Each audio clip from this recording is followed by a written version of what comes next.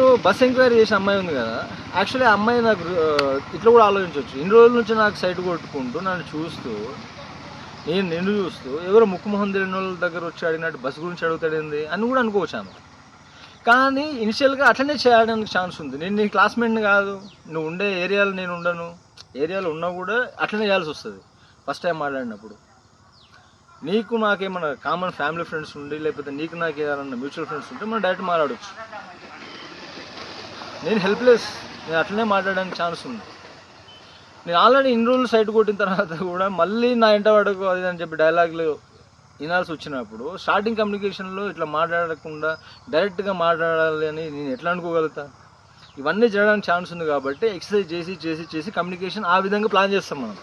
First general topics, ఆ తర్వాత వచ్చేసి ఆమె వర్క్ రిలేటెడ్, ఆ తర్వాత వచ్చేసి ఆమె వ్యక్తిత్వం గురించి మన అబ్జర్వేషన్ పాయింట్స్, ఆ తర్వాత ఆమె అపీరెన్స్ గురించి మాట్లాడాలి, డ్రెస్ గురించి మాట్లాడాలి, స్మైల్ గురించి, ఇంకా ఆమె లోపల ఏమేమి ఉన్నాయి.